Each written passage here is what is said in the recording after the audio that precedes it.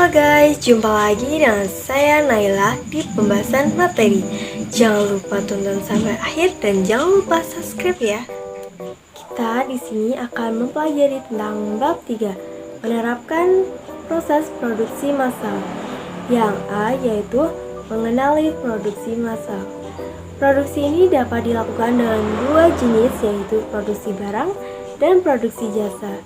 Produksi jasa yaitu menambah nilai guna suatu produk tanpa mengubah bentuk, sedangkan produksi barang adalah menambah nilai guna suatu produk dengan cara mengubah bentuk, sifat, dan fungsinya. Adapun pengertian dan semua hal yang terkait dengan produksi massal dijelaskan sebagai berikut. Yang pertama, hakikat produksi massal. Produksi merupakan upaya yang dilakukan dengan cara menambah nilai guna suatu produk atau suatu benda. Tidak hanya menambah nilai guna, tetapi juga dapat menciptakan suatu produk yang baru sehingga lebih bermanfaat dalam memenuhi kebutuhan. Adapun kata massal memiliki arti mengikut sertakan atau melibatkan banyak orang. Berdasarkan kedua pengertian tersebut, dapat disimpulkan bahwa produksi massal adalah kegiatan yang dilakukan untuk menambah nilai guna suatu produk atau menciptakan suatu produk dengan melibatkan banyak orang. Dalam hal ini adalah tenaga kerja.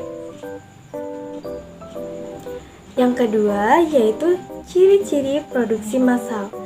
Ciri-ciri produksi massal meliputi: yang pertama, produk yang dihasilkan dalam jumlah besar. Yang kedua, biaya turun rendah. Yang ketiga, bertujuan menguasai pasar. Yang keempat, dijual di pasar bebas. Yang kelima, hampir tidak ada varian produk. Dan yang keenam, harus ada stok untuk memenuhi kebutuhan saat masa tunggu. Apabila terjadi kelebihan atau overproduction, perusahaan akan memaksa pasar dengan melakukan promosi, diskon, hadiah, dan lain-lain. Hal tersebut dilakukan agar produk cepat terserap. Yang ketiga, kelebihan dan kekurangan produksi massal. Sistem produksi massal memiliki kelebihan dan memiliki kekurangan. Adapun kelebihan dari produksi massal yaitu: pertama, hemat biaya. Yang kedua, efisiensi waktu. Yang ketiga, tingkat keakuratan tinggi. Dan yang keempat, tingkat produksi cepat. Dan adapun kekurangan produksi massal yaitu: pertama, tidak ada jaminan produk akan laris di pasaran. Yang kedua, kurang beragamnya variasi produk. Dan yang ketiga, biaya mesin mahal. Kita lanjutkan dengan materi yang B, yaitu perencanaan produksi massal. Yang pertama, ruang lingkup perencanaan produksi. Ruang lingkup perencanaan produksi menurut Sinulinga 2013 meliputi kegiatan-kegiatan sebagai berikut. Pertama, mempersiapkan rencana produksi. Yang kedua, membuat jadwal penyelesaian produk. Yang ketiga, merencanakan produksi dan penggandaan bahan dari luar. Yang keempat, menjadwalkan proses operasi setiap unit. Dan yang kelima, menyampaikan jadwal pada pemesanan. Yang kedua, tujuan dan fungsi perencanaan produksi massal. Tujuan serta fungsi dari perencanaan produksi massal dijelaskan sebagai berikut. A. Tujuan dari perencanaan produksi. Yang pertama, meminimalkan biaya serta memaksimalkan keuntungan. Yang kedua, memaksimalkan kepuasan pelanggan. Yang ketiga, meminimalkan perubahan nilai produksi. Yang keempat, meminimalkan perubahan tenaga kerja. Yang kelima, memaksimalkan perlengkapan dan inventaris pabrik perencanaan produksi yang baik. B. Fungsi dari perencanaan produksi. Pertama, menjamin rencana produksi dan pemasaran produk. Yang kedua, mengukur kapasitas produksi yang konsisten terhadap rencana produksi. Yang ketiga, alat untuk memonitor hasil produksi. Fungsi lain dari pembuatan perencanaan produksi. 3. Unsur perencanaan produksi. Perencanaan produksi memiliki unsur-unsur yang dijelaskan sebagai berikut. Yang pertama, Tujuan produksi harus dibuat sejelas mungkin dan mampu dipahami oleh manajemen perusahaan, pengukuran, dan standar produksi.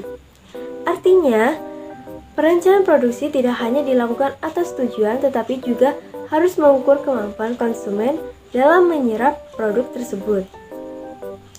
Yang kedua, perencanaan merupakan fakta objektif.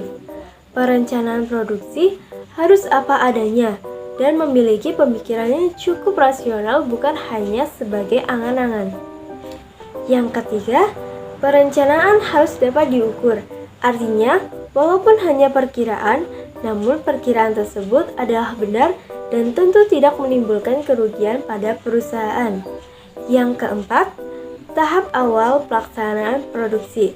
Artinya, perencanaan harus menjadi langkah awal bagi perusahaan dalam menghasilkan barang yang dibutuhkan oleh konsumen. Yang keempat, jenis-jenis perencanaan produksi. Berdasarkan pada jangka waktunya, perencanaan produksi memiliki beberapa jenis.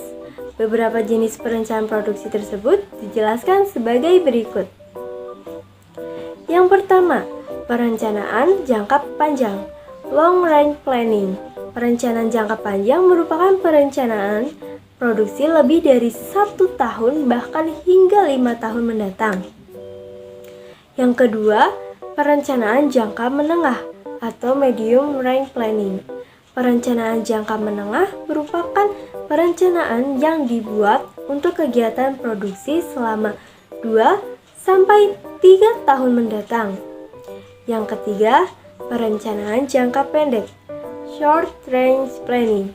Perencanaan jangka pendek merupakan penentuan kegiatan produksi yang dilakukan dalam jangka 1 tahun mendatang atau bahkan kurang dari 1 tahun. Yang kelima, faktor-faktor yang berpengaruh terhadap perencanaan produksi. Faktor internal meliputi kapasitas mesin, produktivitas, tenaga kerja, dan kemampuan penggandaan. Faktor eksternal meliputi kebijakan pemerintah, inflasi, dan bencana alam. Yang keenam, yaitu langkah-langkah perencanaan produksi. Adapun langkah-langkah perencanaan produksi dijelaskan sebagai berikut. A. Penelitian dan pengembangan produk.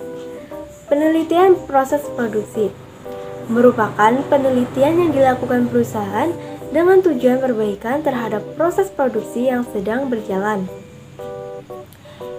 Kemudian, penelitian produk merupakan penelitian yang dilakukan perusahaan untuk mengetahui selera konsumen, sehingga penelitian ini bertujuan sebagai perbaikan produk yang sudah ada dan disesuaikan dengan selera konsumen.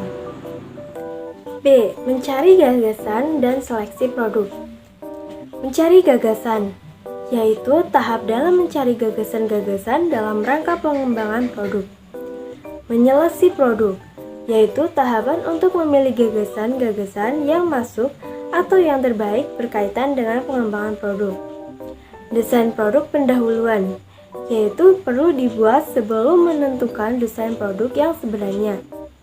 Kemudian pengujian merupakan kegiatan yang menguji apakah produk layak dikembangkan atau tidak, baik dilihat dari potensi pasar atau konsumen.